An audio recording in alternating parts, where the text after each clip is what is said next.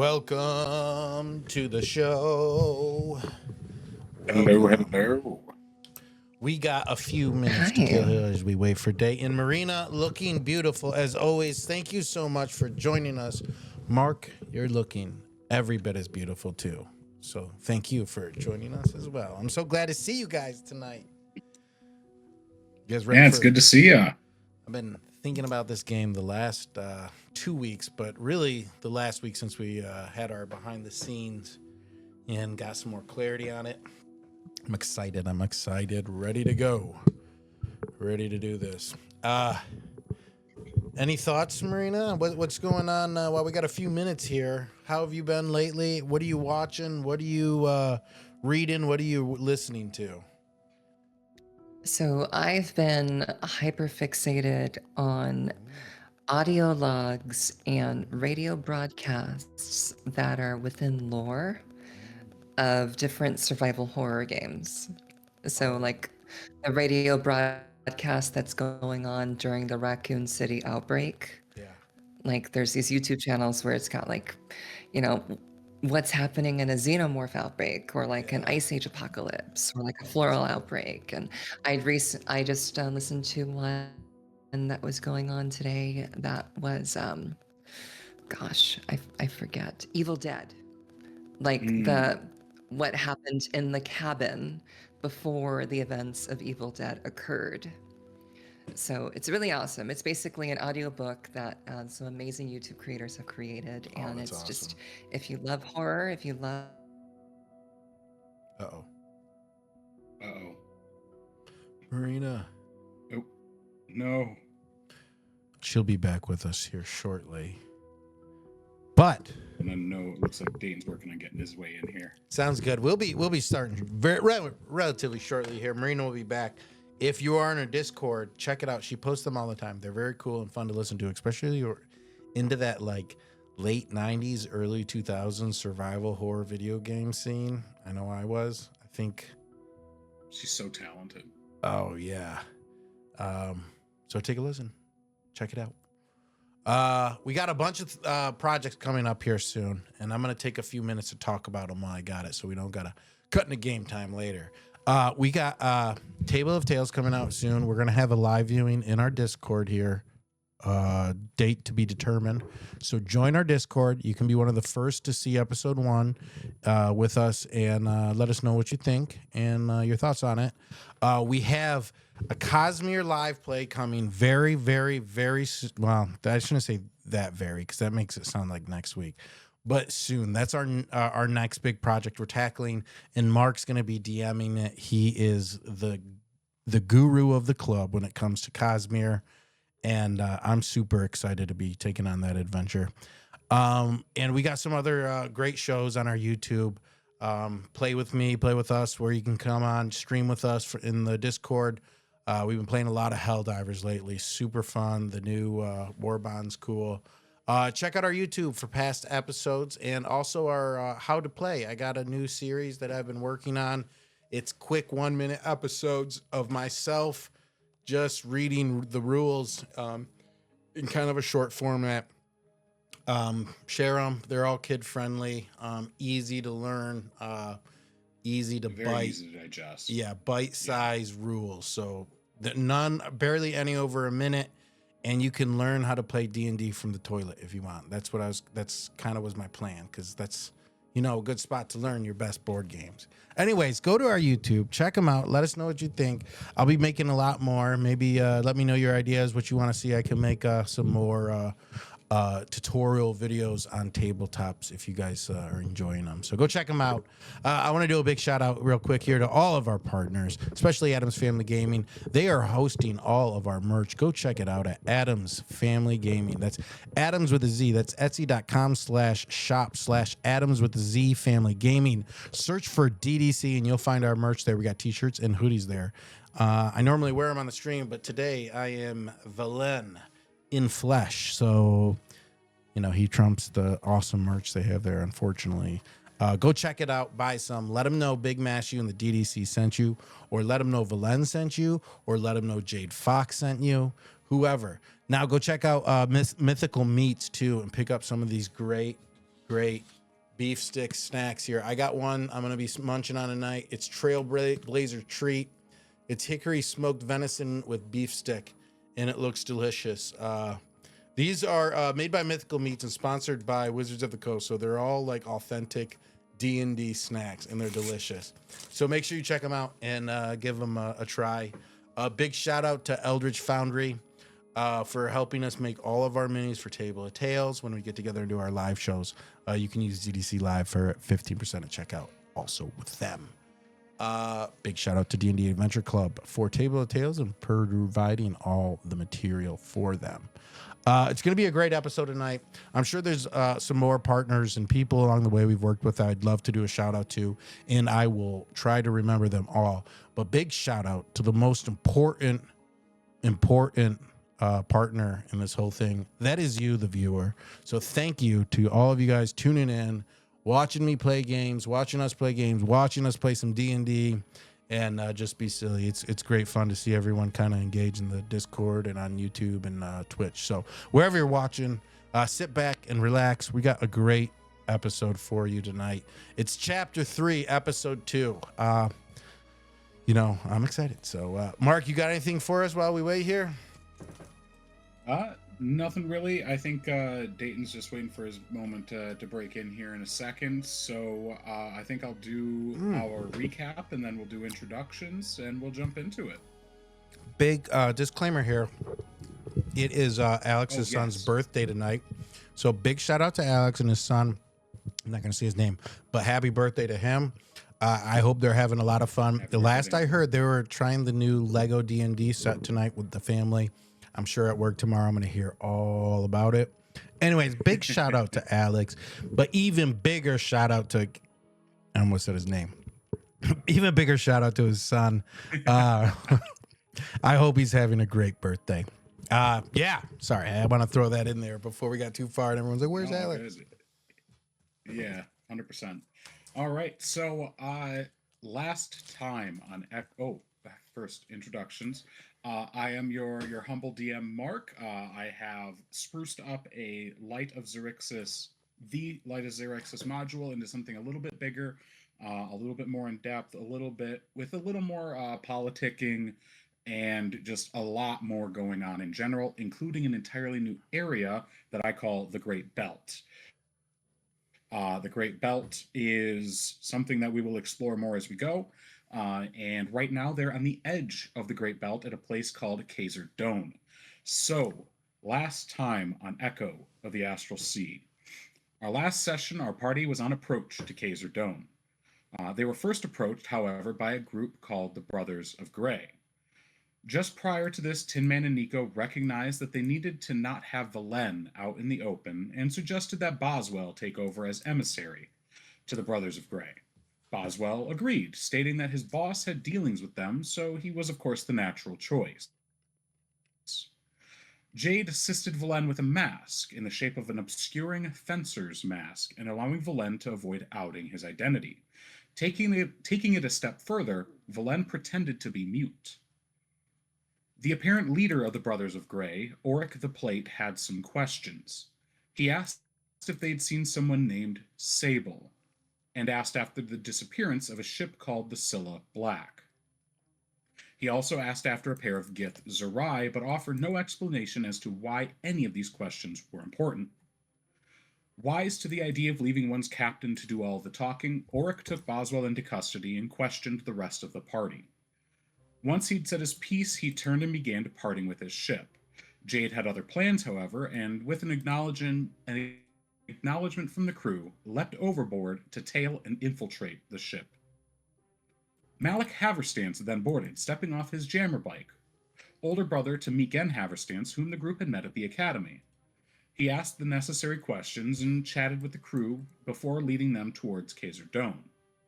He found a berth for them, despite Nico's awkward attempts at telepathic conversation, and suggested that they start getting people offloaded.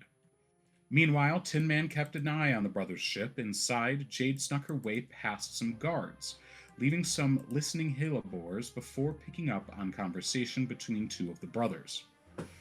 They spoke about contracts and how there was a recent one, However, House Jennymead seemed to snap it up before House Lycan, leaving them frustrated, and their leader looking for a way to get their hands on said contract. Furthermore, Jade had heard a quieter conversation, one between 3 individuals. In Oric's cabin, Jade noticed Oric, Boswell, and a blonde woman who spoke with a sneer. She wore simple but finely fashioned clothes, but they could do little to hide the telltale look of her eyes, black sclera and gold irises, the eyes of Zix, native only to Zerix's space in the royal family, meaning she could be none other than Princess Zedali. She told Oric to finish things up here before departing. Oric took his sword from the table and lifted it, reciting Boswell's death sentence and attempting to carry out said sentence. Jade, however, lunged into action and tackled Boswell to the ground, casting darkness on the unsuspecting paladin. He cleared his blindness a moment later and resisted Jade's attempt to charm him. Oric began to glow before the back panel of his cabin exploded. As we pick up, Jade, I need you to make a Constitution saving throw for me, please. Do I still have inspiration? You do still have your inspiration.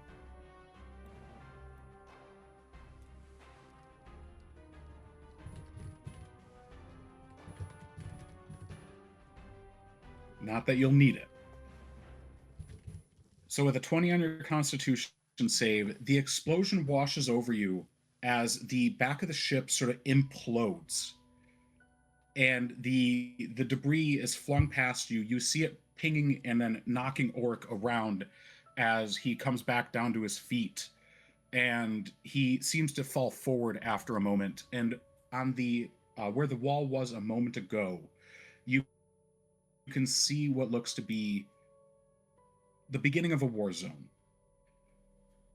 The fresh air rushes in of Qazer-Dohn, and outside you can see the small area where the ship is docked, and Boswell is at your side trying to pull you out of the open hole in the ship.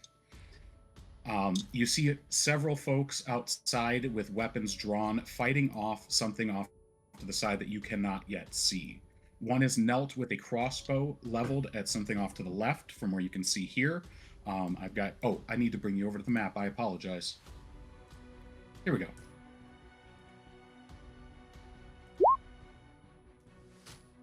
So you can see yourself and Boswell at the lower right part of the map here.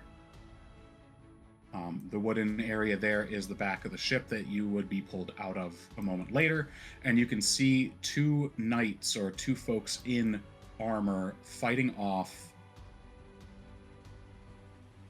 something a little more concerning.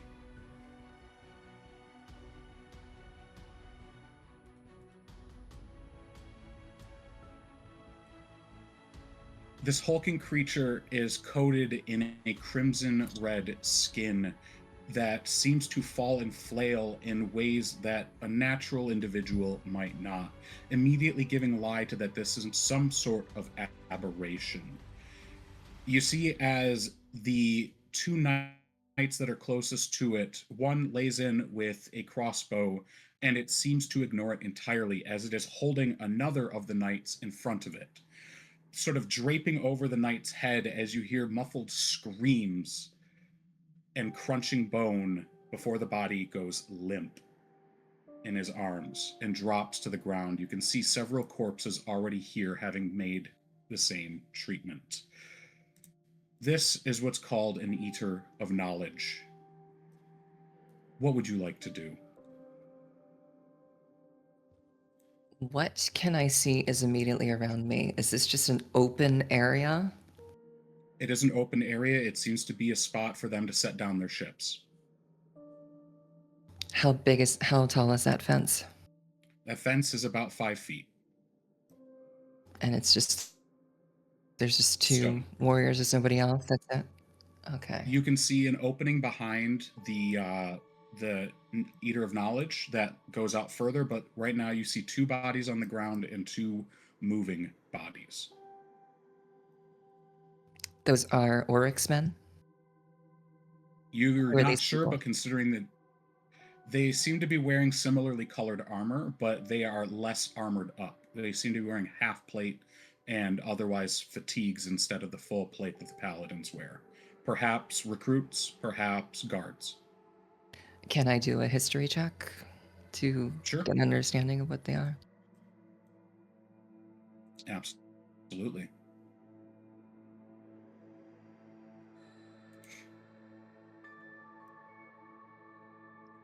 With a 12 in history, it stands to reason that being in the area here and judging by the symbolism on their gear, they are very likely either lower ranking or recruits of this chapter of the Brothers of Grey.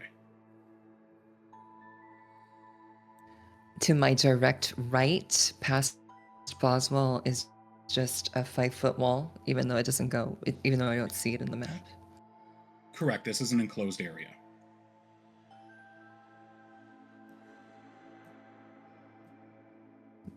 Boswell, we need to get out of here. I would suggest we sneak off to the right and just evade that big giant thing and these men. You're telling me. Yes, we should be about it. Let's go. Remind me, it has been less than 10 minutes since you used your pass without a trace. Would that still be in effect? So I cast 2 spells since my pass without a trace. I don't want to be a stickler, but I don't think it's active anymore. Okay. Just wanted to be sure. So Boswell is going to turn and start running this way. He's going to go as far as his little feet can carry him. And go ahead and make your moves, attacks, what have you. Yeah, I'm going to follow suit, evading, following right behind him.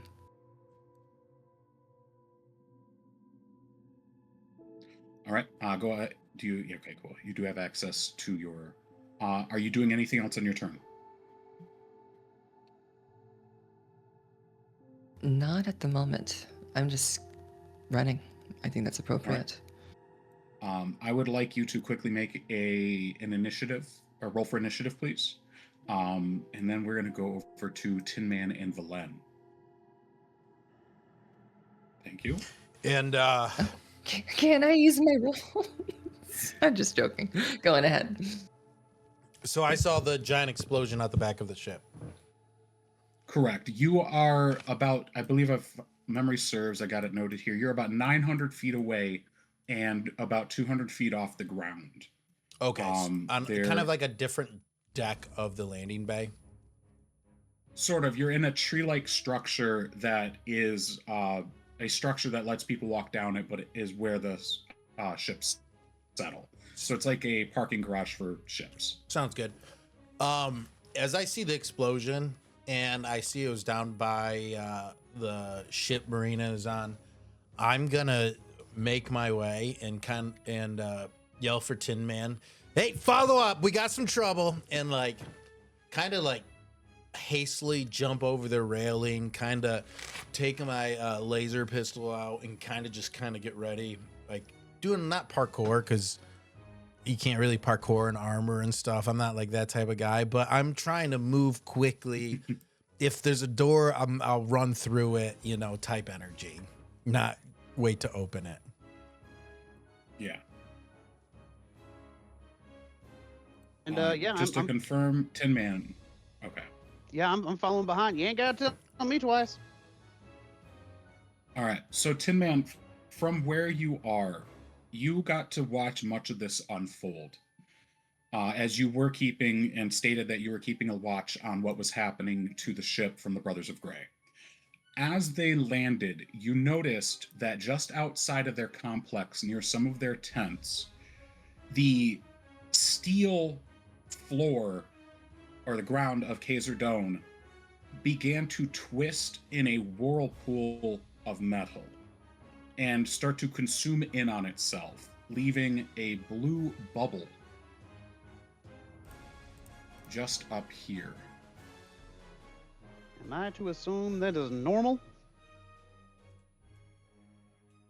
Well, considering a moment later, you recall that you have a device that you picked up in the Hakathan, or the Beholder ship, the Tyrant ship. It begins beeping wildly. And the loudspeakers of Qazer-Dohn begin, or the static goes through, and then you hear a voice very clearly start speaking. Rupture! Rupture! Rupture! Alert! Planar rupture detected. All Walguard respond. Locale. Donin Jennymead. Donin Elo. Donin Toddfast. And the klaxon starts sounding as everyone is brought to alert. Valen, Looking at the Karen. device in my hands, I'll probably call up to Valen and be like, I don't know if the two things are related, but I do believe this just got bigger for us. It might offer us some cover. It might offer us a dead end. Let's see if we can get up there faster, because I think they're about to get real distracted real fast. Yeah, I'll hear it, and I'm already moving in the direction. He's just So verifying you begin everything I was taking- already kind of going through already. Like weird space stuff going on. More weird space stuff. Yeah, I'm going. As you start taking stairs down in these crossback stairways, about 3 levels down at the end of one of the stairways, you see Malik pull up in his jammer bike. He's got his helmet on, he's wearing his armor, and he says, I think I could take both of you. Hop on. I'll look kind of like back at Tin Man as I like slide in my shoes to a stop, and look. Tin Man is just like nodding, like waving his hands forward. Go, go, go! And I'll jump on the bike with Malik, and kind of notion him to go, like with the hand-arm signal, just over his head, shoulder. All right, Tin Man, as Valen hops on and motions him to go, I'd like you to make a quick athletics check to see if you make it in time. I would. Absolutely love to do that. Let me see if I can get you one of those.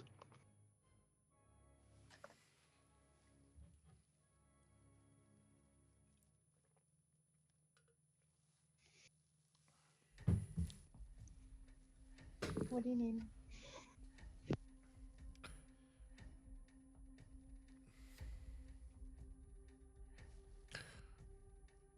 Okay, so my poor computer is crashed today, but that's okay. I can make do. I rolled a 3, so 6 altogether. Okay. You go to mount the railing around the stairs, and your foot catches and you begin falling. Valen, would you like to do anything in this moment? I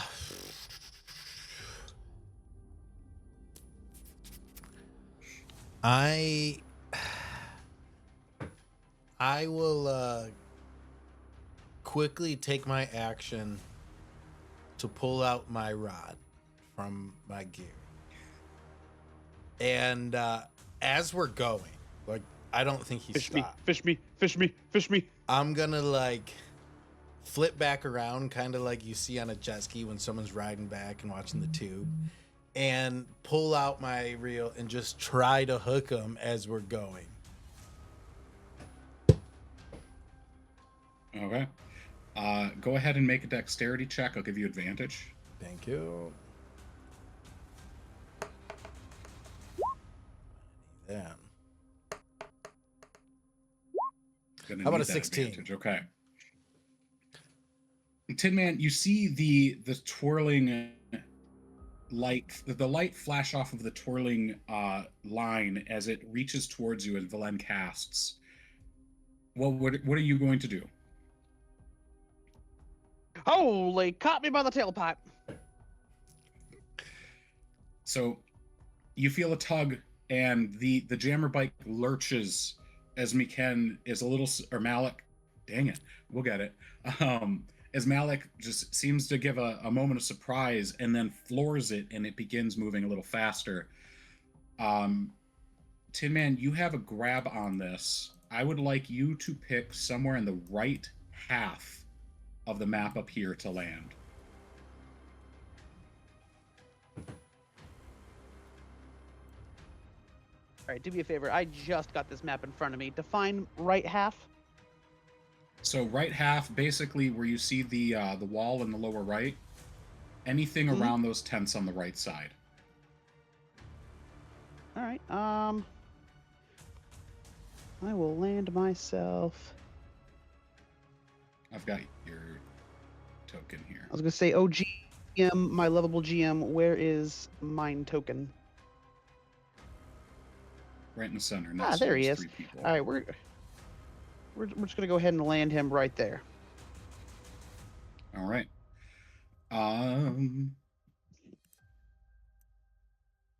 For a rough landing, you're going to take 3 bludgeoning damage. Unless you'd like to make an acrobatics check to stick the landing. Or, Valen, from your perspective, you just hear a as a whole bunch of veneer thrusters kind of disengage at the same time. And I am going to go ahead and take advantage of my monk slow fall to cushion that. All right. Spring boots and vernier thrusters. You land behind the tent here, but as you passed over, both you and Valen will have seen this.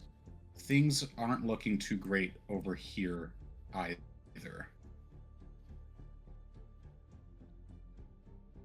You'll see that sort of attacking the tents and pulling people out is another one of these large creatures, these large aberrant creatures, and a humanoid in dark red robes sitting nearby, just sort of watching everything happen.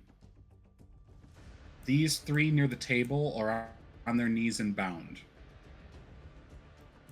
What would you like to do? You have basically a surprise action.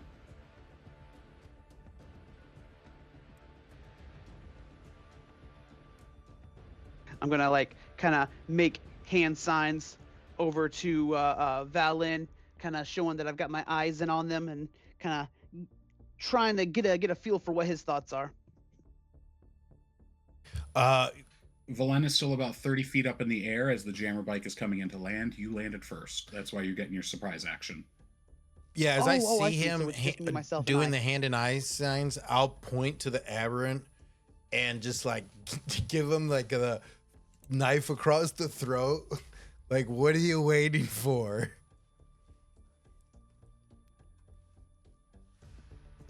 All right, then. I'm going to go ahead. 30, make myself right up there. Oh, wait. I'm a monk. Yeah, I can get right up on the wall. Okay, and I'm going to go ahead and pull out the Stargrazer, kind of line up the shot right on the wall there. And more than anything, I've got the shot at the ready, but I'm going to hold that action. I'm kind of just using my fancy Eye of the Eagle here. I'm trying to get view on this and see what's going on. What is happening over here? And you're looking towards the upper left, yeah? Yeah. We just lost you, Matt. 1 second. Keep going. It's all right. Or did we ever have him at all? There we go. Okay. Yeah. All right. So using your Eyes of the Eagle and looking up that way, you see a cluster of bodies all gathered around this growing sphere, or hemisphere, as it were, as it is partially sticking out of the ground. It seems to be growing slowly and swirling with planar energies that you don't quite recognize or understand, but every so often another person steps through, out of this. It is churning and pulling at the steel beams of the ground and uprooting and up adjusting everything that's beneath it, sort of chewing away at its surroundings as it grows. One thing you notice is that in the cluster of humanoid bodies is one that is a little bit smaller but is floating. It looks like a mind flayer but in miniature. This is what's referred to as a gnomish ceramorph. And it seems to be focused heavily on this sphere.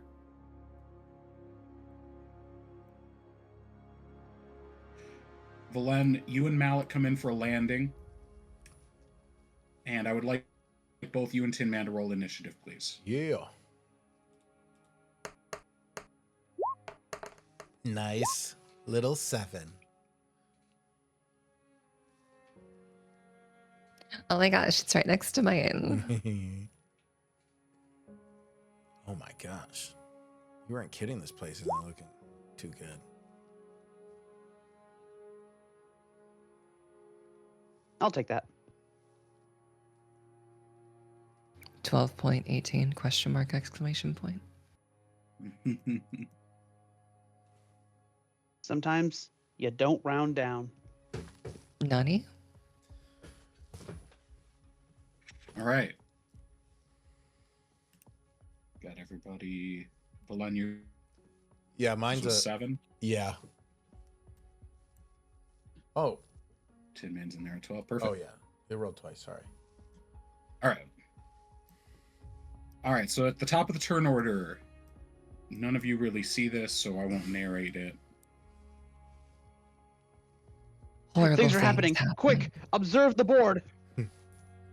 Horrible, terrible things. Jade, you and the Dowhar hear the yells, a battle cry, as it were, of these two individuals running in to fight the Eater of Knowledge. It sounds something of a prayer, but in a language you don't recognize. Directly ahead of you, however, atop the wall here, this fence, you notice a little top hat pop out and then crouch down. Top hat or cowboy hat?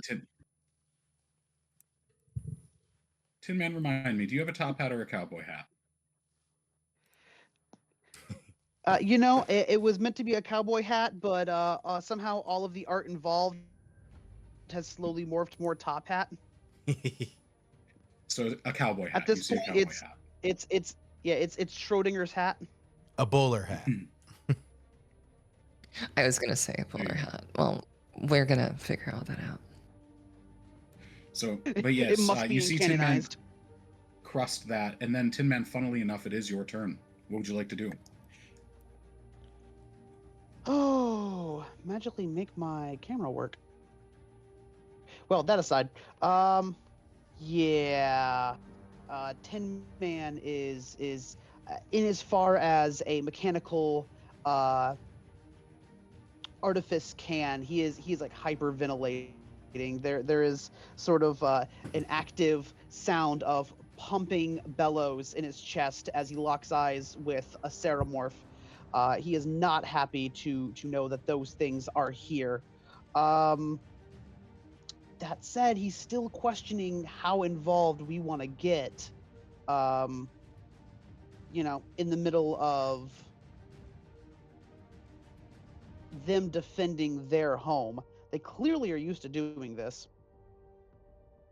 So what I'm going to do is I'm going to keep my shot lined up, and I'm going to continue to move up closer and closer, try and close the gap, and also every now and then keeping my eyes back on Valen and kind of waiting for his spontaneity to decide my next move. I guess. Oh yeah. All right. I'm not up yet. Yeah. It's not quite your turn. So as you move up the wall here, ahead and to the left of you, you do see this other Eater of Knowledge taking on these two Brothers of Grey. It moves up to engage them, and it's going to make a few attacks on one of them. Oh, okay. It walks up, and you watch as one large tendrilled arm comes down and then crushes the individual into the ground, and then the next one comes down and then crushes them even further, grabbing them and lifting them up. You recognize this as what mind flayers typically do before they consume the brains of an individual. While his friend sits there and vainly attempts to strike at the creature to get rid of them or to free them somehow. The person seems unconscious already. Valen, it is your turn. Jade, you're coming up next. Seeing Tin Man not take the shot, I'm like a little confused. But I'm gonna kind of take some cover in the explosions and the dust going around and kind of like get my bearings here as I kind of make my way forward this way here. But I'm also kind of looking for Jade too. Not kind of, that's my main purpose down here. I'm looking for Jade, so I'm not trying to fight, but if anything comes near, I'm blasting. Okay. From when you hop off the jammer bike, you see Malik watching as all of this happens, and he slowly takes his helmet off and notices you moving off to the side. He gives you a look. I thought we came down here to save people. My people. He gives a nod, and you hear him rev up his jammer bike, and he jets off straight ahead towards the Eater of Knowledge on his bike.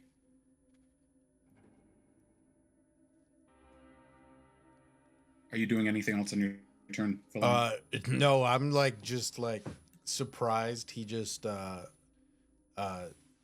Vin Diesel'd Fast and Furious his way into that monster. And I'm like shocked. He's gonna go save his people. And I'm gonna kind of duck and look over my shoulder for Valen.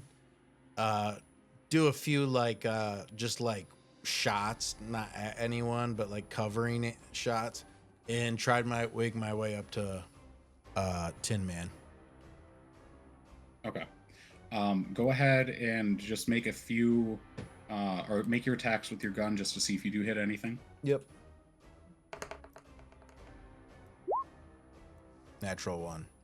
They're really real blind shots, like Just over the shoulder. yeah. It's suppressing fire. Yeah. A moment later, you hear an explosion very, very close behind, and Mikan is flung and lands in the ground a few feet ahead of you. He doesn't look terribly worse for wear, but he looks relatively beat up. What kind of damage did that do? Did I shoot his bike?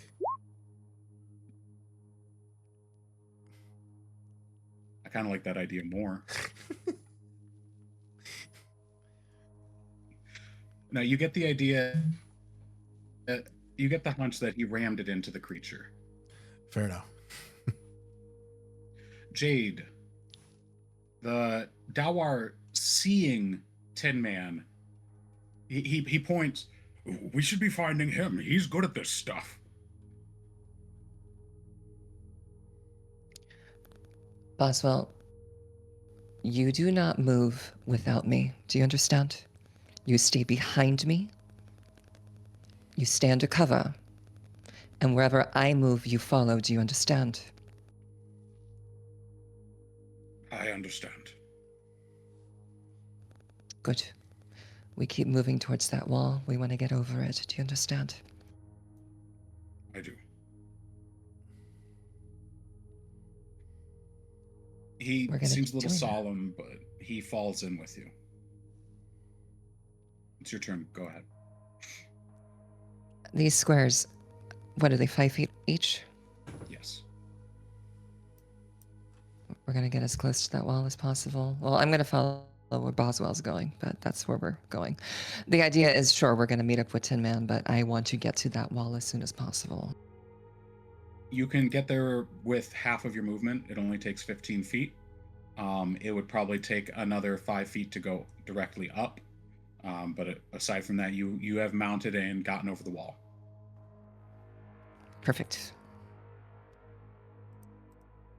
You still have your action, so what else would you like to do now that you're here? Since we're over the wall, I'm gonna go and we're gonna be heading north essentially to try and kind of meet. I mean, I see Tin Man, but we're gonna kind of circle around this wall eventually. Yeah, perfect. For sure. All right. Let's see. All right, Tin Man, you'll be coming up shortly, but we got some movement. From where you're standing and keeping your shot, you notice and hear as the chanting from that direction grows louder. They all take one step back in unison, and the sphere grows larger, consuming more of the steel around it and growing taller as well. You can see on the damaged tents to the left here as they seem to be slowly pulled towards as the flaps start to lift up and drift towards this sphere. Oh no. Directly ahead of you, Just you can see just that a random cow slowly being pulled in. We got cows. just ahead of you, you can see that by those tents, several of the cultists have been moving forward, and they are engaged with another Eater of Knowledge, and several of the Brothers of Grey. One of them stands almost a full head higher than the others, clearly another of the fully anointed paladins. And they are going blow for blow with this Eater of Knowledge. You see as great bloodied arcs of the great sword slashed through this creature, freeing one of the individuals that was held, and then driving through its stomach. It doesn't flinch, but it does seem to feel it. And a moment later, a gray lightning bolt strikes once, and you can see as it sort of, the creature almost seems to lose its grip on this plane as it begins to fade for a moment.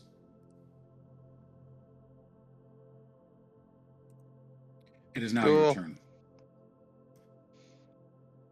Tin Man, Lovely. seeing Valen sort of land and hearing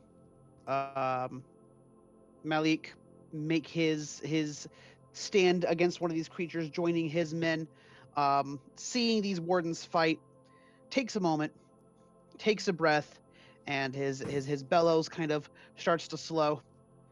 All right. Looks like we're not getting out of this that easy. Whew. Steadies his gun, steadies his aim. Let's see if we can take out some trash. And he's going to go ahead and take his first strike. So I'm going to aim for the Eater of Knowledge down here. The closest one? Yes, down to the south here. Okay. Make your attacks. And I'm going to go ahead and make an attack. Does a 12 hit? It does not. I'm going to kind of miss the shot, You do still shake have his head a little inspiration. bit. Oh, I know. We're going to kind of shake his head a little bit. He's going to kind of narrow up, seeing the walls here behind him. He's going to go ahead and make another shot. Woo! A natural 20. Oh, let's go. We're going to go ahead and roll damage on that one. It's Please such a do. beautiful sign. And while we're at it, I'll go ahead and throw my Kensei shot on there for bonus action. All right.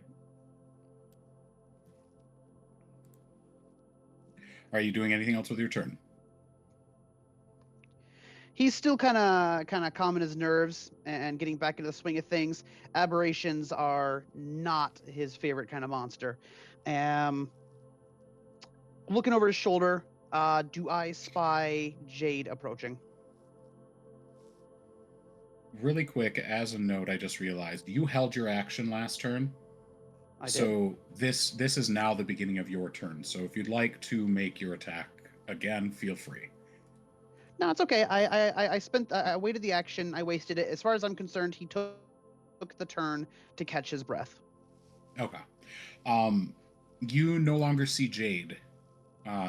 You notice Boswell slip over the wall at the far end, and they are out of sight. All right, I'm going to consider that a safe thing. Are you doing anything else on your turn? You still have movement and a reaction.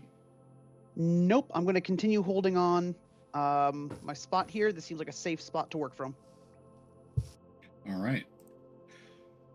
Valen, Mikan is laying on Malik is laying on the ground near you, just sort of laughing to himself, sort of curled up. You could see the smoke coming off of his jacket, and he's no longer wearing his helmet. But he moves up to a sit, and he's like, I spent 3,000 silver on that thing. And I'll reach my hand down to help him up, and I'll say, don't get attached to material things as I think about my green coat that I lost and how much I miss it.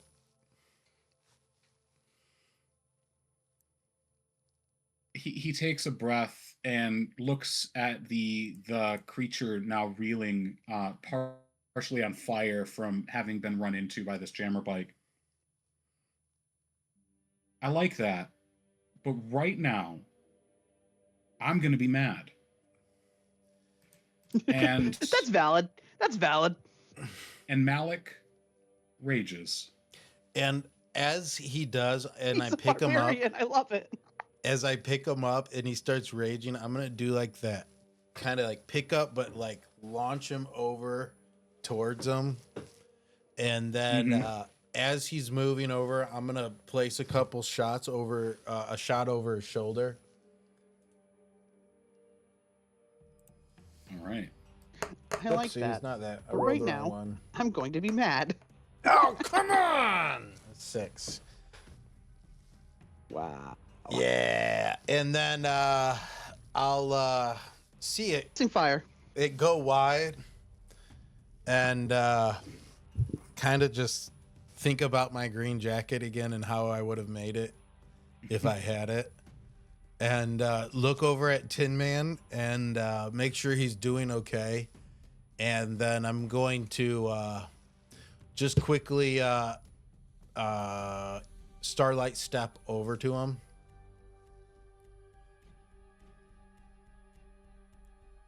All right. I believe your Starlight step is 30 feet. Yep, so I'll move the 20 feet and then the jump to 30. All right. And really quick, Valen, I'd like you to roll a D100. Oh, wow. Let's do it. Ooh, an effect table. 1 second.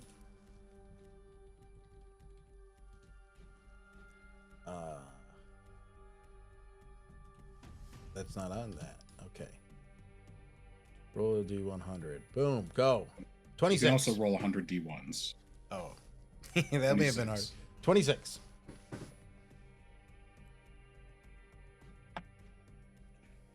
You fire your shot towards the Eater of Knowledge, and as the radiant bolt passes Malik, there seems to be an aura about him that diffracts the radiant light, and he is going to cast Magic Missile at 5th level. Oh. Oh, is he a wild magic barbarian? Yo, that's tight. Boy.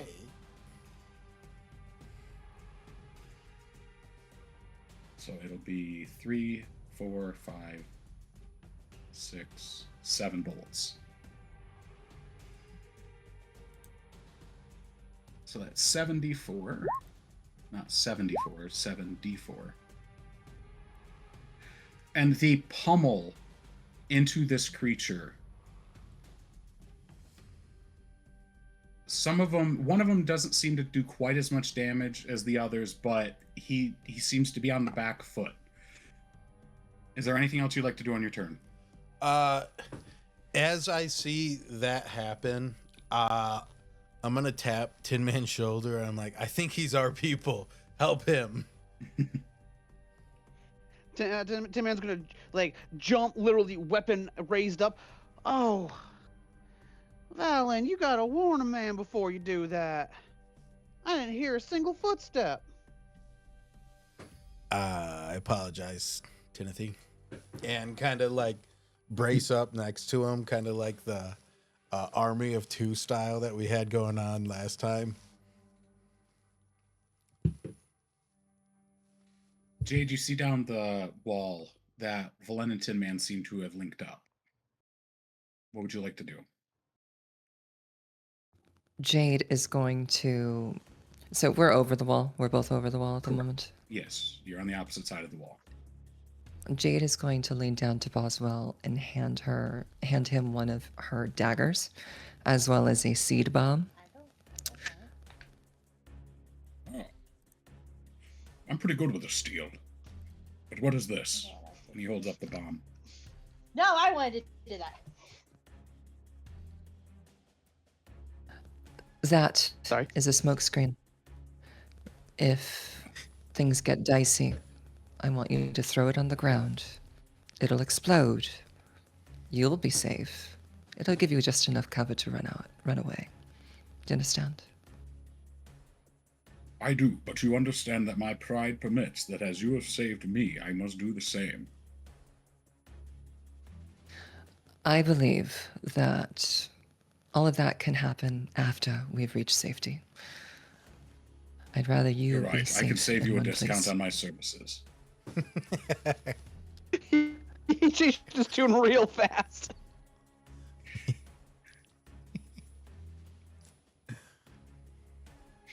Jade just gives this look of utter and complete disgust and just shakes her head at him and Financial services, turns over not those to kinds of services. does not help the Keep- situation, keep digging that Boswell. hole. Just dig that My hole. In apologies. fact, use that dagger. I would request that you dig that hole. Go ahead. Occupy yourself. I'm going to go do big girl things. And she's going to go join the others.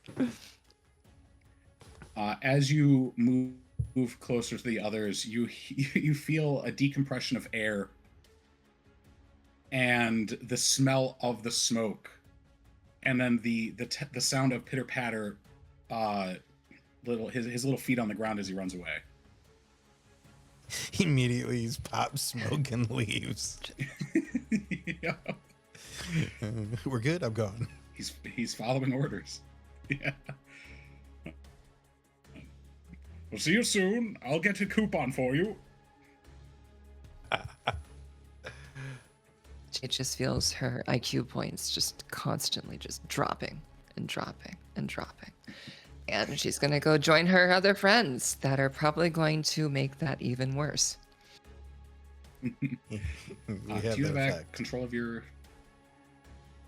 Yeah, do I just link up with them or just run a couple steps towards them? You can go ahead and link up with them. They're within 30 feet. Yeah. Valen, Tin Man, you're standing there. You finished your turns, and, well, you don't actually hear anyone approach. But ahead of you, you notice that the cultists shift. A couple more pull off down this way, and another starts moving this. The bodies on the ground start to shift and pull themselves up. And like puppets on marionette strings. And Valen, I need you to make a intelligence saving throw for me, please. Oh, that's easy. That's my Brett. The heck? 1 second. That's my We win bread those. and butter. Mhm. Here we go. That's a plus. Error or some. Okay.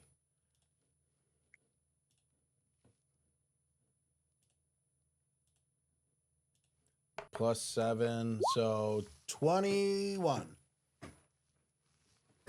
It wouldn't let me do a Right. normal one, but yes. It's all good. So I think we will pick up with the repercussions of that roll when we get back from break. Oh, all right. Oh my gosh, what an episode we got going on here. This is fantastic. I got my armor back on. I got my medallion. I've got it on full display now. Ready to go. Full cosplay. I got everything unpacked and unlocked, ready to go for my move. Hey, I want to thank everyone who showed up tonight to tune in. Watch this great episode. Mark's killing it out there. I want to take a few moments here just to say thank you to you guys. Thank you to everyone on the Discord, on Instagram, on YouTube for tuning in, saying hello, leaving a comment, showing us some follow and some love. Big shout out to our partners over at Adam's Family Gaming for hosting all our merch. Make sure you go over there and buy some merch today. That is etsy.com/shop/Adams with a Z Family Gaming. They have all our DDC merch. Just search DDC and you'll find it. It's great stuff. You'll see us wearing in streams other than our live ones. Big shout out to Mythical Meats for giving me all the snacks that keep my belly full. And big shout out to Eldritch Foundry and Dowhar Dice for all the tabletop goodies.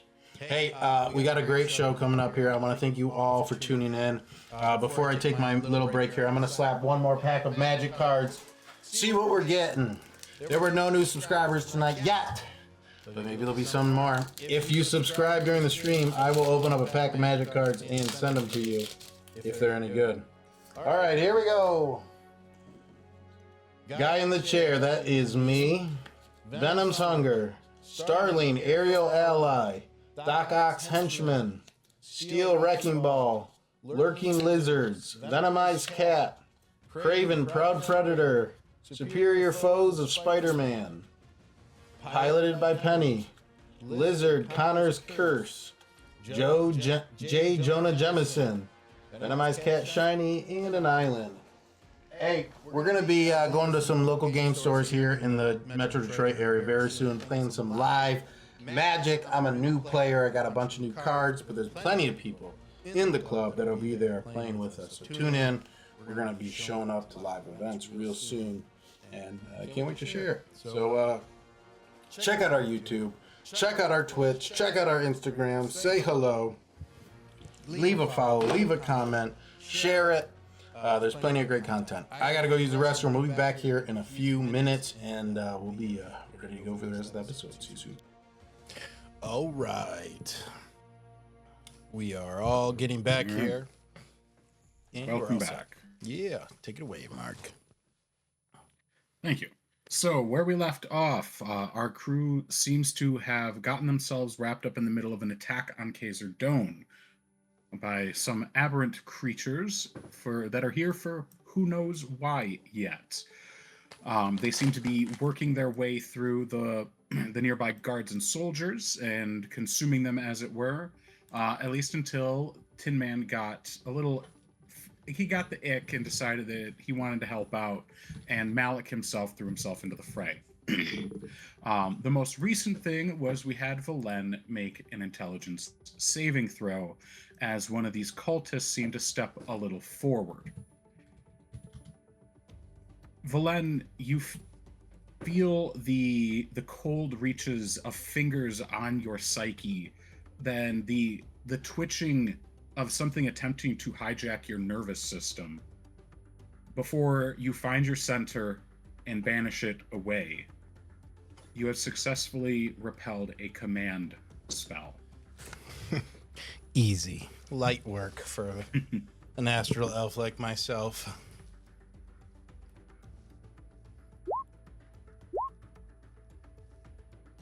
Right. The other... Am I losing everyone on camera? Am I the only one on camera? Nope. You're, just Marina's gone. Oh, let me refresh them really quick because I only see me. Sounds good. I mean, it's a good thing to see. It's a great thing. There we go. Okay. Mute. But you notice that the local the Brothers of Grey are Mute fighting in back. Video Ninja. There you go. You notice that the Brothers of Grey are fighting back. They're giving it their all. Even Auric has finally gotten over his stun and is working his way down from the gangplank, well, the makeshift gangplank that is the ruins of his ship. In the distance, the cultists and the Ceramorph step back once more, and once more, the sphere grows. Now almost consuming the nearby tents. The Brothers of Grey continue to fight back. With a few really nice hits. Really showing why they are here. Dang. Good for them. Yeah.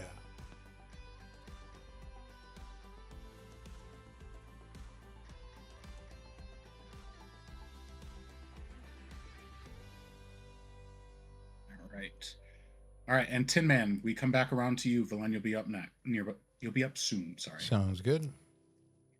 It does look like we lost. So Marina posting here, up but- with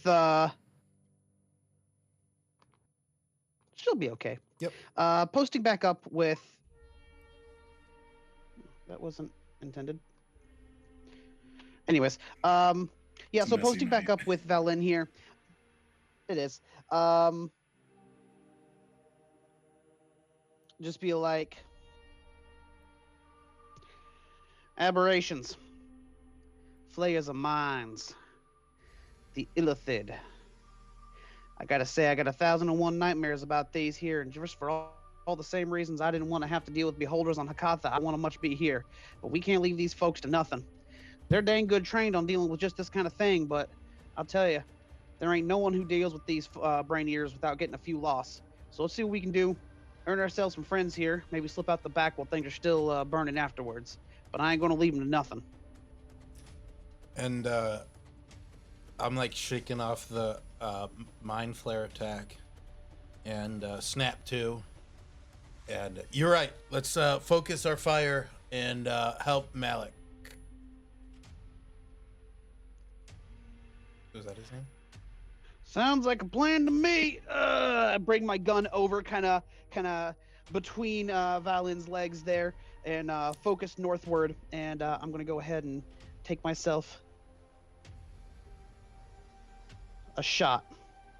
All right. Go ahead and make your attacks.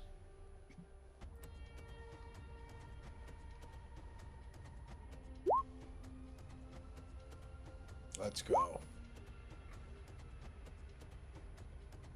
The 22 will Now hit. I'm assuming the 22 hit. Well, tell me, I'm assuming the 12 does not hit. Is that correct? That would be correct. So Valen, you're in for a treat here, buddy. We're both kind of aiming in the same direction. You see me take my first shot. It rings through. The second shot, though, seems to go far. It misses. Suddenly, you hear a ping as it strikes off of one of the pittons, holding down the tent behind it. Okay. And I'm going to go ahead and make use of an ability I have been itching to use.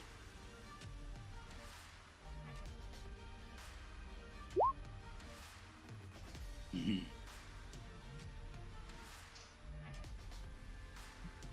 And I'm going to go ahead and burn 2 key points to turn that 12 into a 16. And that will beat the 15 you need. Oh, let's go. Both attacks will hit. Go ahead and roll your damage. One bouncing off something. Yes. Let's go. Ooh. Oh, but we're not done. Because I spent key points this turn, we get to really dig into what the gun monk does. And I get to use my key fueled attack. If you spend 1 key point or more, I get to attack again as a bonus action.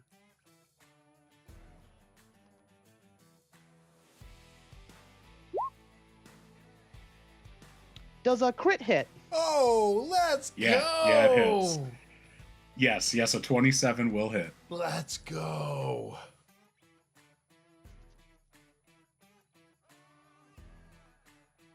All right.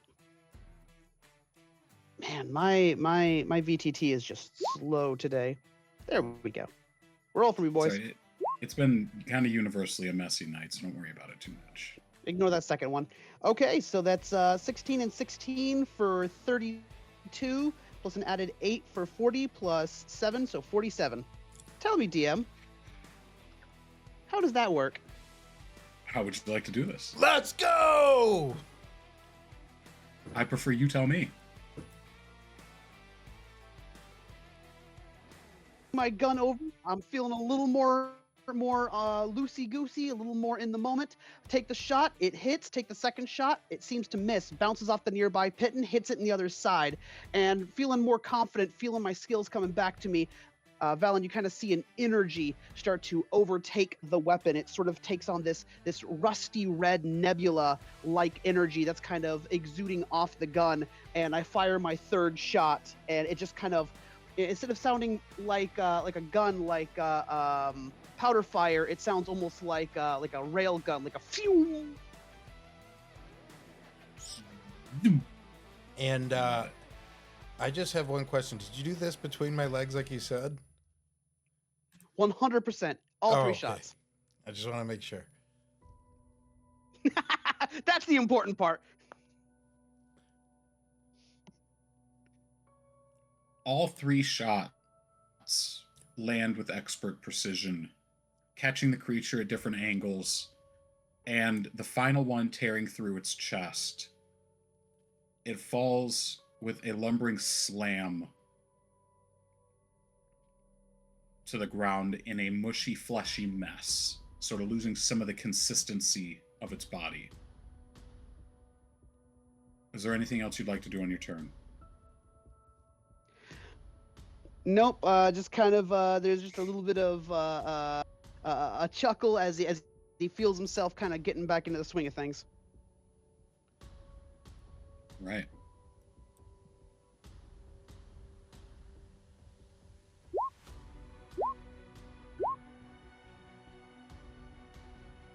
Ew. So the one on the other side of the wall here batters its way past these first 2. One of them falls dead as he has already consumed him, and approaches Auric. Oh, let's go. He makes 2 heavy swings, the first one catching Auric clean in the face, rocking him backwards and knocking him on his rear. And the next one coming down to crush him into the dirt like he did the previous one, and Auric rolls free. Auric takes a swing with his great axe at the creature's legs, using only a single hand, and he lands the hit clean. He attempts to get to his feet. What's that? I'm just imagining like the Astartes, just like big, lumbering, every movement cuts wind. He attempts to pull himself to his feet, but the ground underneath him gives way, and the metal starts to fall beneath him, and he manages to hold on and pull back, but there is a small chasm between the 2 of them now. Valen, it is your turn. Yeah, seeing this long rifle appear between my legs and just absolutely go off, I'm going to jump over the barrel and like grab my lower region and just make sure everything's still in position as a firearm just went off real close to the jewels. And after that, I'll pop kind of back up and assess the battlefield. Like, my heart is absolutely pumping. And as I see Auric take some damage behind me, I'm gonna shoot a laser bolt past him towards the enemy, and let's see. I'm sure 8 misses. That's your dagger. Oh, was it? It would if you threw your dagger from this you gotta go. You distance. gotta go shiv him. You gotta go shiv him. What roll that? Oh, there we go. All There you right, go. 10 still misses.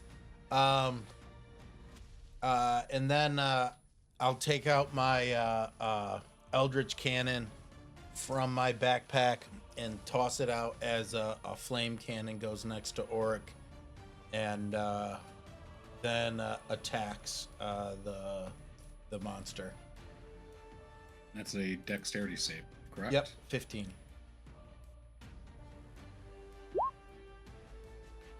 Fails. What's the damage? He'll take 10 damage.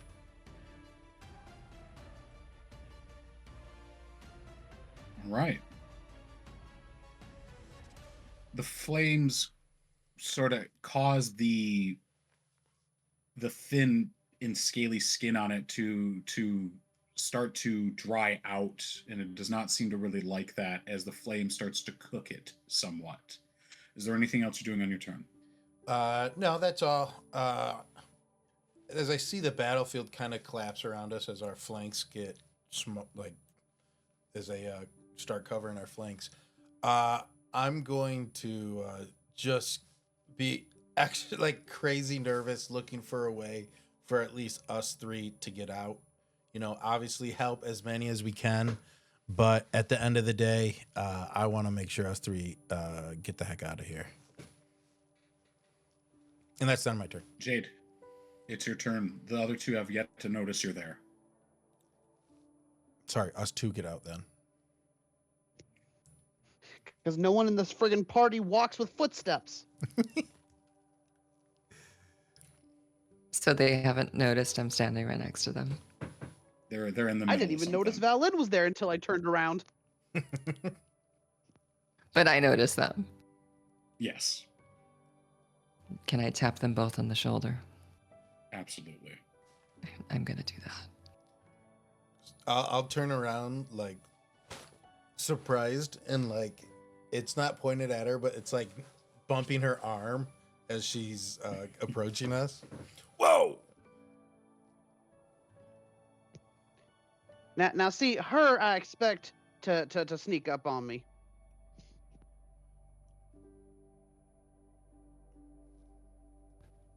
I don't have any ranged weapons, but I can cover our flanks. But perhaps we should get out of here.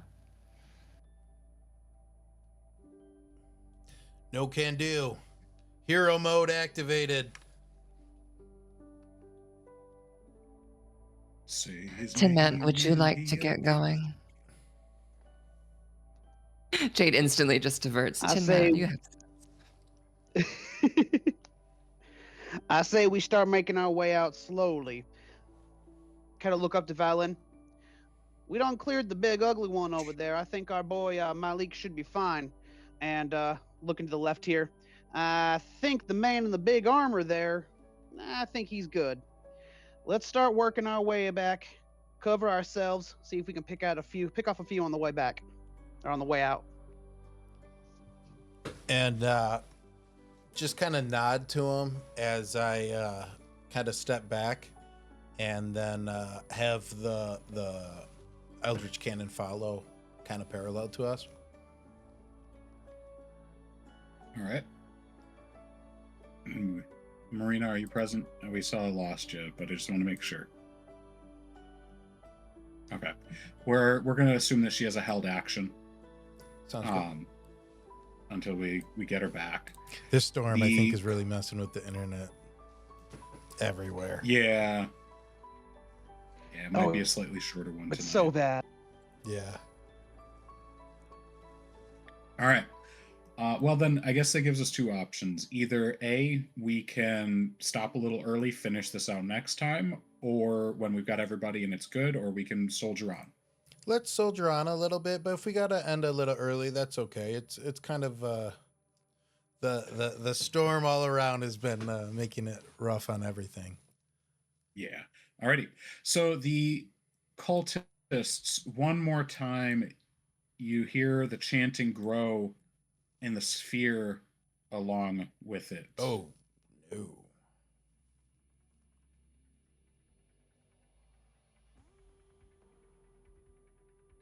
And as it grows closer to the Eater of Knowledge on the far side, it seems to stop taking hits quite as readily, and its swings seem to land harder.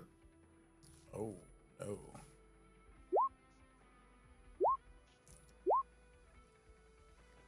As it crushes two of the individuals. Oh, no. And the third is sent flying. Oh, no. About 30 feet ahead of you, you watch a large armored individual crash onto the ground, wearing a very similar armor to Auric himself, but a little thinner, a little less bulky, with hair shaved on both sides of the head and a ponytail in the back. You see what looks to be Auric's lieutenant. She is beaten and heavily damaged, but she pulls herself to her feet and looks around, ready for the fight.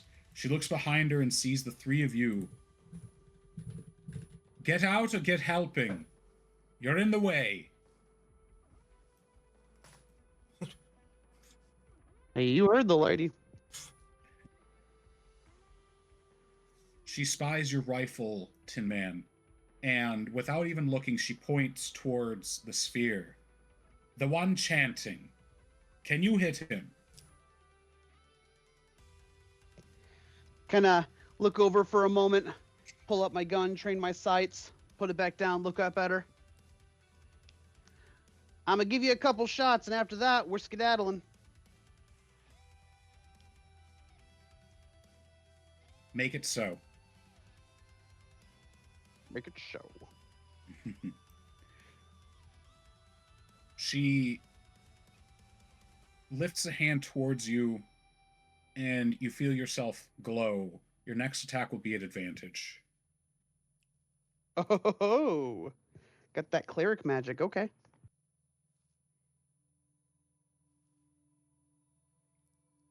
It is now your turn.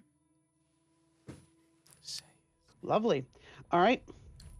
I'm going to go ahead and train my sights.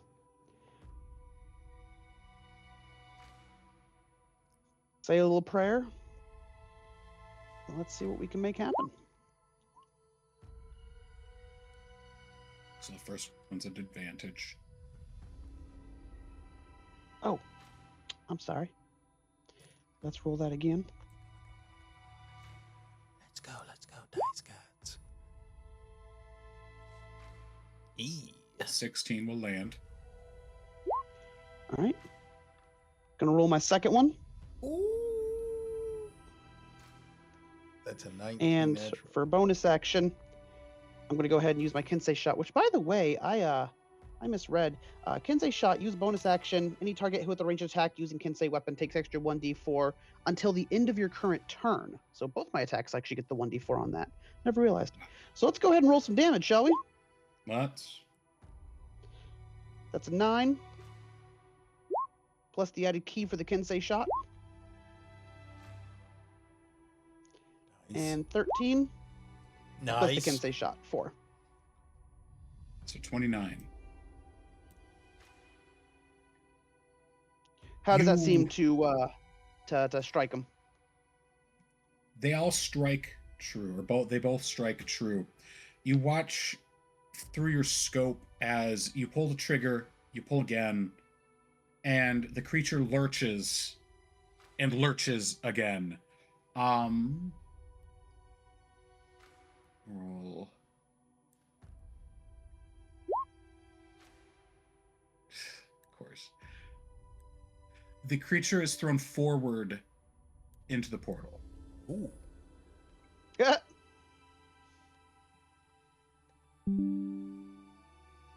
It didn't seem to have been killed, but the moment it takes its hit, the first hit, everything nearby, the cultists, the knowledge eaters, they all seem to lurch in place, and the sphere itself begins to collapse in on itself. The robed figures are sucked in, and the Eaters of Knowledge you see attempt to fight against this, or the near one, and that one fails as well.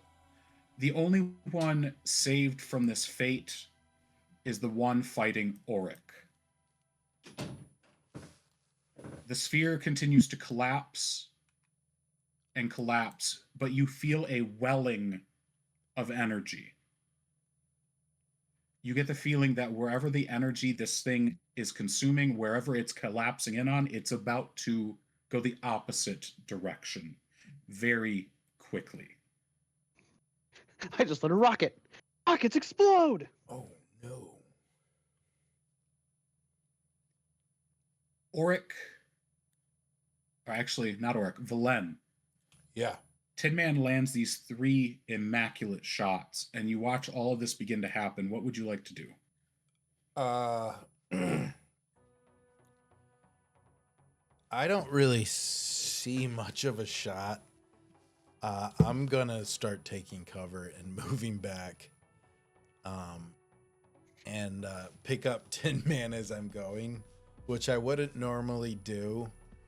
But I want to get moving here and try to brace for whatever impact that's about to happen.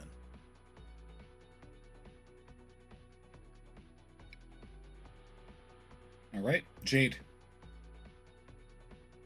You have basically a held action since we lost you last time, so you basically get 2 actions. What would you like to do? Tin Man's basically gonna say, Matey sorry, Fox, you got anything you can do to put some protection between us? I've fizzled out all of my spells, so there's not much I can do. I apologize. I suggest we start running. Yes, run. And here's just under Valen's arm, just be like, okay. Yeah, I think I would love to see that. Just villain, just like Jade's under one arm and Tin Man's on the other. He's just booking. So as the 3 of you begin making your way out, you feel that same welling of energy. It prickles the hairs on the back of your neck. Tin Man, the beeper that you have is going insane. Like, it will not stop beeping, and it's getting faster and faster by the moment. Which direction are all of you heading? To the east side, the right side. Okay. Towards kind of like, I assume, where the railing to our ship may have been. Yes. You run through the dissipating smoke screen that the Dowhar had left, and you see he's only made it about 90 feet. He's still padding away in the distance with a dagger clutched between both fins. And then, go ahead. Can I pick him up? Something else is going to happen before you reach him. Yeah. The welling, the sound of compressed energy ceases for a moment.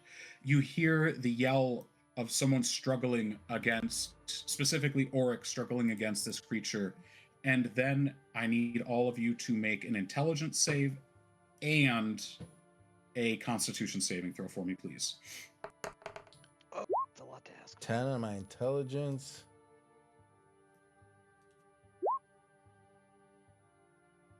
And 15 on my Can I constitution. re-roll my intelligence save? On With what my- grounds? Sexy inspiration. Oh, yes.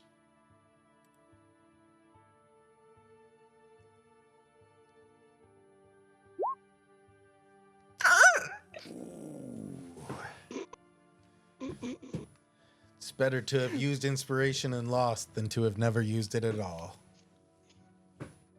Amen. The shockwave hits you before the sound does. And save for Jade, whose torso is actually, we'll say, durable, a little more durable, as reinforced. It's a little more reinforced. Valen, oh, you all made your constitution saves. Wonderful. You all feel your organs rock in your body. Save for you, Tin Man. You feel your components shift uncomfortably, and you're thrown forward. You're actually lifted off the ground, and if you'd like, Valen, you can reach down and grab the Dowhar as you fly over him. Yeah, as we're like tumbling through the air, and I have like Jade kind of my arm around her, and like a Tin Man under my arm. I'm gonna kind of like swoop him up like a soccer ball kick and catch him and keep as we're like floating through the air. As you go to catch him with your feet, as the shockwave lifts you off the ground, Just kick him. he spins around with the dagger and tries to slash you before realizing who it is, and he's just like he looks behind you and you just see his eyes go, oh dear. Then the world goes quiet as you feel your eardrums compressed and your mind rocked by the shockwave of this planar portal. It dissipates, and you're left laying on the ground amidst debris, bodies, most of which are moving, thankfully, and in generally an open walkway area. Several boots on steel meet your ears as you come to, and multiple people are running forward to try to help anybody who might be hurt.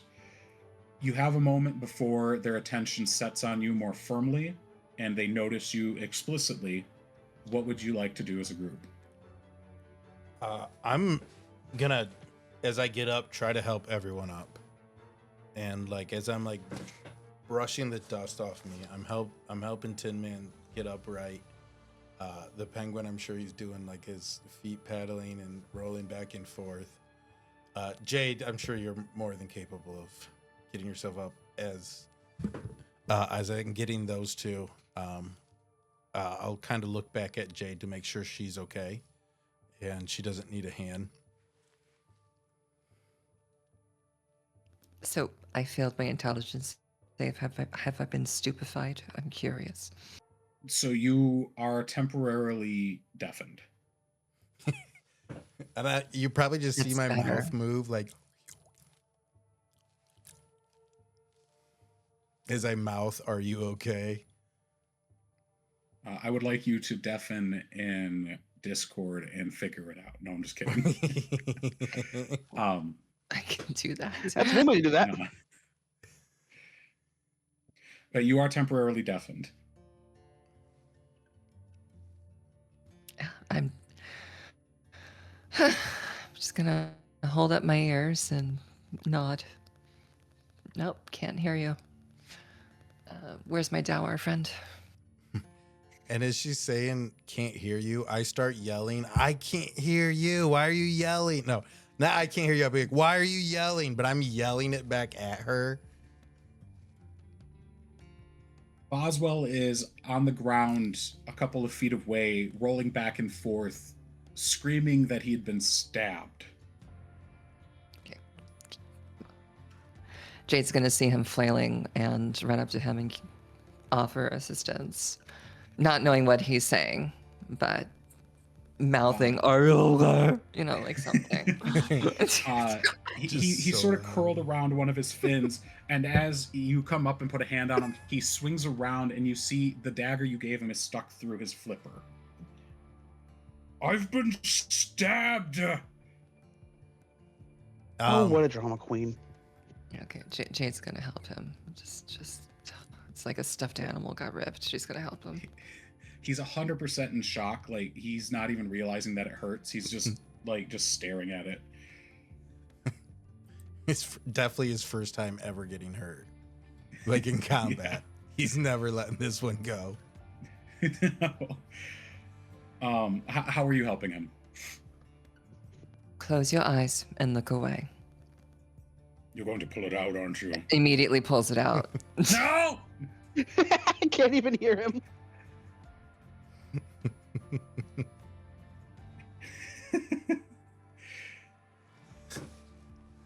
She's gonna tear a bit of her clothing and wrap it around his flipper, and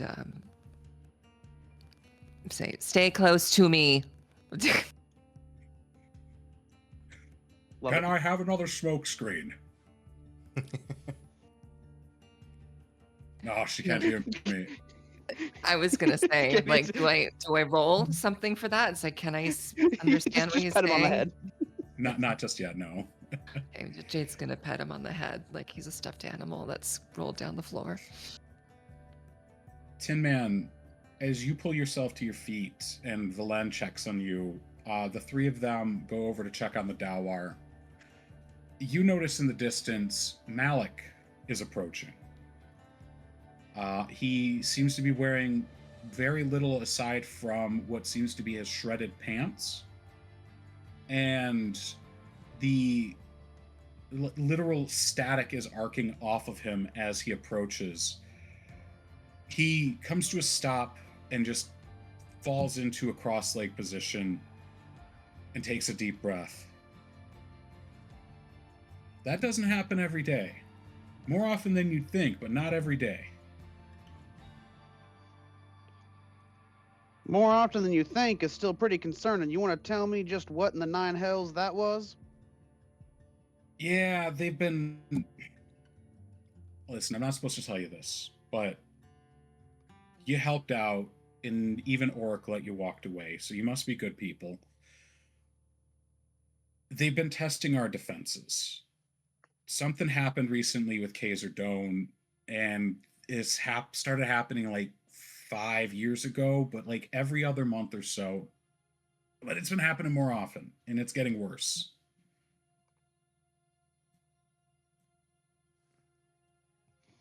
Any idea what it is they're after?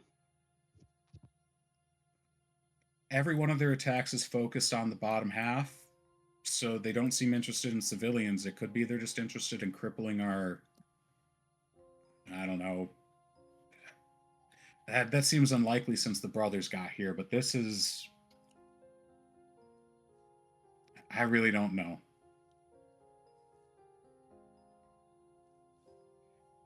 It's getting bad, but I bet the Wallkeepers would like to talk to you. If nothing else, they can thank you for what you've done here today. I could put in a good word.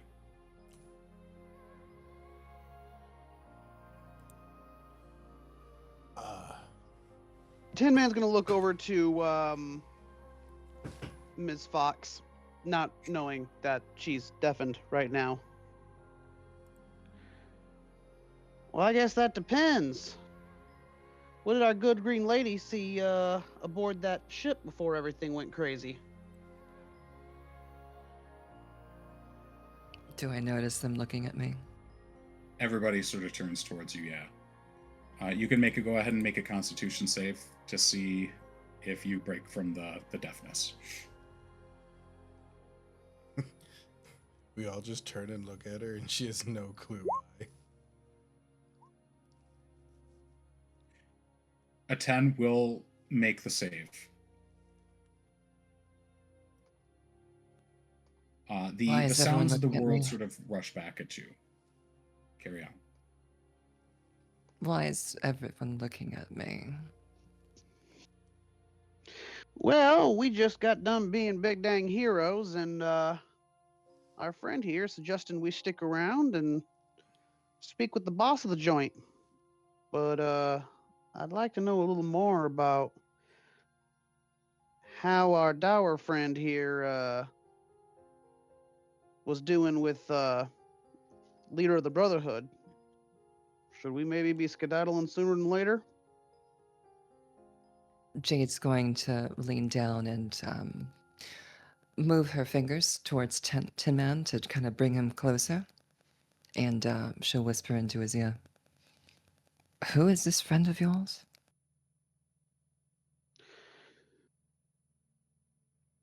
Malik. And we can trust him? Malik. For reasons that have not yet been forthcoming, I do believe we can. Who does he work for? He works for the Dohn, but I believe he's pretty indicative of the rank and file around here. Kind of lean into her. I'm not certain yet. Haven't taken the time to ask him. It'd be kind of awkward to do so now, but I do believe we know his brother. So And they're he's good not, folks. he's not in any way associated with Ulrich and his crew? No, I don't think so. I think the Brotherhood do represent a political faction around here with a fair bit of pull. But I think Qazer-Dohn does have its own rank and file and its own hierarchy. And they get along, but I won't necessarily say they're fully in line. I would recommend if we were to talk about sensitive subjects, we go somewhere quiet. This is far too out in the open. And when there are eyes on us. Mikhail, you want to introduce That's us my to brother. sorry, Malik? Malik? Jade is Have you just met Mikan as well? Mikan's a there's three great of 'em. guy. Great guy. You remind me a lot of him. Oh, that's a compliment. He's a good kid. You seen him at the academy? And yeah, we met him at the academy. He was a good recruit. Oh, he Yeah, I made kept thinking you recruit. looked familiar. I just couldn't place it. Hey, so by the way, while we're having this conversation, kind of like get between them, put my hands up on their backs, kind of nod along with Jade, kind of start moving. Let's go ahead and get ourselves moving here. Let the Brotherhood here clean up this mess, and let's go talk to your boss here, shall we? Yeah. Yeah, I just gotta catch my breath really quick. Do it while we walk. He gives a weary nod and pulls himself up to his feet. He dusts off the shreds that are his pants. All right. Well, I guess it's to the Port Authority. While we're walking, kind of like eye him up and down, point him up and down. Could Meekin do that the whole time and he just never told us? No. This is we'll call it older brother syndrome. Right. The Haverstances are weird. I can't go into it right now. Anyway, and he starts heading inward towards the center area of Qazer-Dohn. But as you're approaching, you see a figure ahead that is flanked by several guards, themselves in shining armor. A large tabaxi in the shape of a lion with a full imperious mane, a large great jacket of a very spelt black with several medals adorning one chest piece, and walking with a cane. Malik notices him almost late and then stops and snaps a salute. And the individual gives him a nod, and Malik falls back into at ease. Folks, I guess we don't have to go up. I'd like you to meet Boladora Elo, the wall guard of Tower Elo. My boss. And I think that's what we'll call it for the night. Ooh, Mark. Hey, Great episode. We had some technical difficulties here tonight, but that's okay. It was a great episode all around. Thank everyone for tuning in. Thank you guys all for showing up. I know it's been difficult with this storm. I hope this story made it a little better. This was awesome. We're going to be back next Monday live with a behind the scenes of this episode. So tune in and we'll all be back kind of talking about what happened and where the characters are at. Maybe Alex will be viewing it for the first time, which will be kind of fun. And he'll be joining us again next episode. So thanks again for everyone tuning in. All of our partners who made this possible: Adam's Family Gaming, D&D Adventure Club, Eldritch Foundry, Die Hard Dice. All of them make it possible, but most importantly, the viewers, you guys make it possible. Mark, you got anything for us, buddy? Don't forget to wash your dice, and in a couple of weeks, we'll see you in the stars.